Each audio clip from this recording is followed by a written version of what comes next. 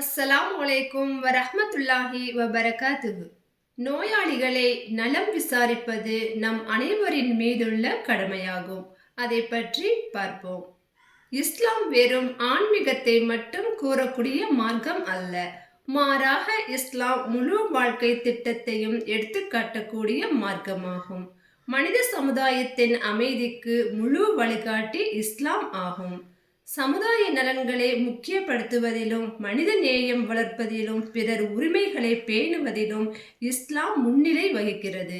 இந்த வரிசையில் நோயாளியை உடல் நலம் விசாரித்தல் பற்றி இஸ்லாம் கூறும் ஒழுக்கங்களையும் நன்மைகளையும் தெரிந்து கொள்வோம்.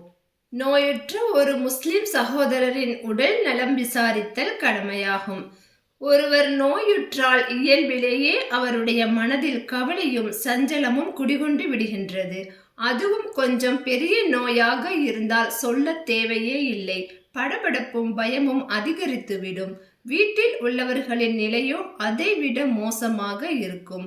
குறிப்பாக நோயுற்றவர் வீட்டு பொறுப்பாளியாக இருந்தால், அதுவும் நாம் போன்று வெளிநாடுகளில் வாழ்பவர்களாக இருந்தால், இந்த நேரத்தில் யாராவது அவரிடம் சென்று ஆறுதல் வார்த்தைகளையும் அவர்களுக்கு தேவையான உதவிகளையும் செய்யும் போது நோயாளியின் உள்ளத்தில் உள்ள பெரும் சுமை நீங்கியது போல் இருக்கும்.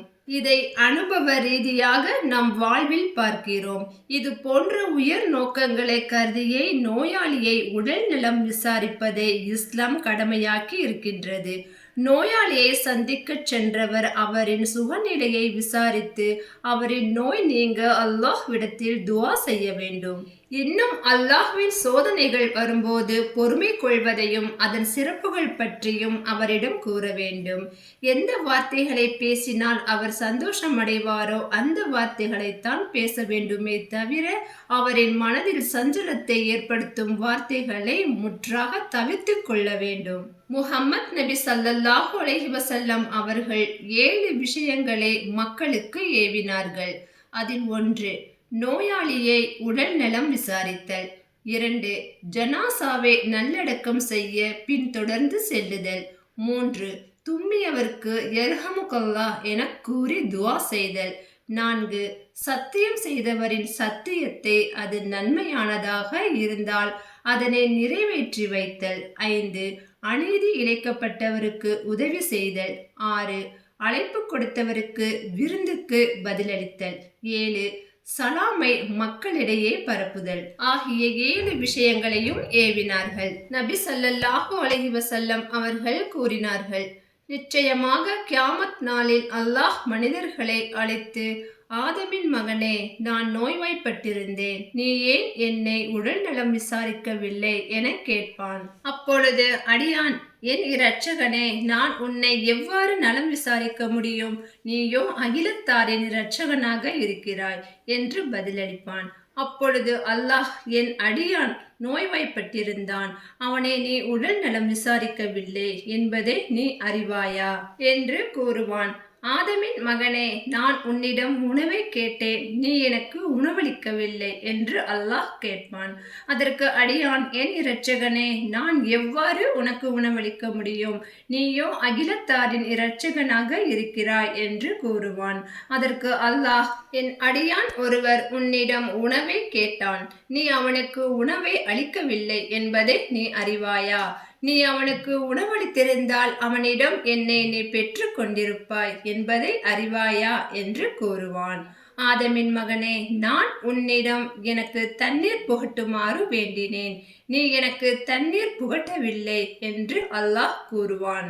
அதற்கு அடியான், என் இரட்சகனே, நான் எவ்வாறு உனக்கு தண்ணீர் புகட்ட முடியும்? நீ அகிலத்தாரின் இரட்சகனாக இருக்கிறாய் என்று கூறுவான். அதற்கு அல்லாஹ், இந்த அடியான் உன்னிடம் தனக்கு தண்ணீர் புகட்டும்படி வேண்டினான், நீ அவனுக்கு தண்ணீர் புகட்ட மறுத்து விட்டாய். நீ அவனுக்கு தண்ணீர் புகட்டிருந்தால் அவனிடம் என்னை நீ பெற்று கொண்டிருப்பாய் என்பதை நீ அறிவாயா என்று கூறுவான். முஸ்லிம் அல்லாதவரையும் நோய் விசாரிக்க வேண்டும். யூத மதத்திலுள்ள ஒரு சிறுவன் நோயுற்றிருந்தான்.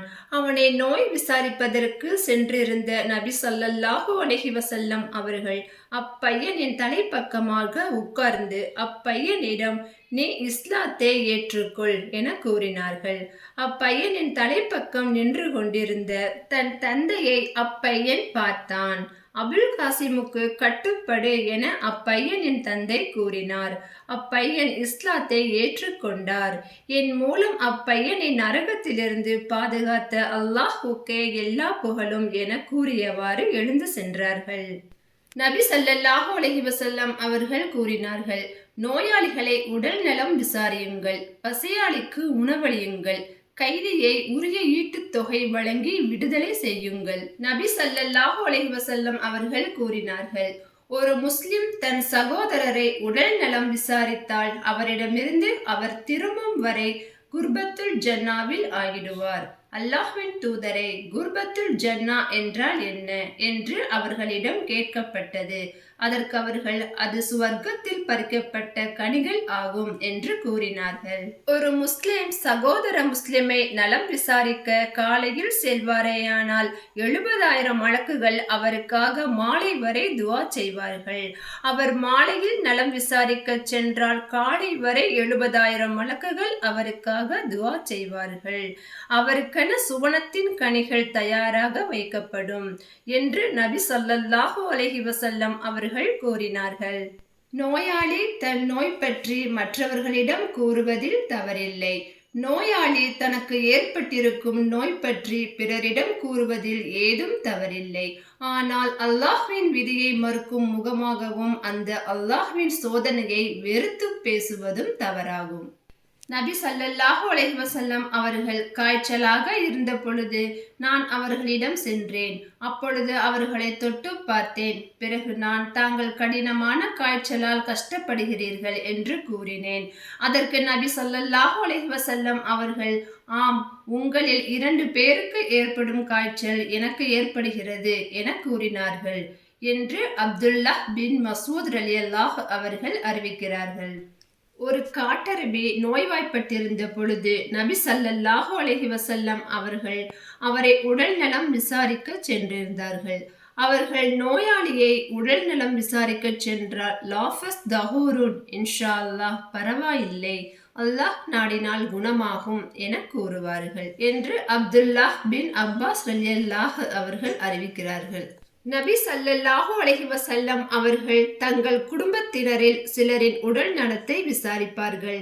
அப்பொழுது தங்கள் வலது கரத்தை அந்நோயாளியின் மீது தடவி, அல்லாஹும்ம ரப்பனாஸ் அதஹிபில் ஃபஸர் இஷ்பி அன்த ஷாபி லா ஷியா இல்லா ஷிபாவுக் ஷிபா அன் லா யுகாதிரு ஜக்மா.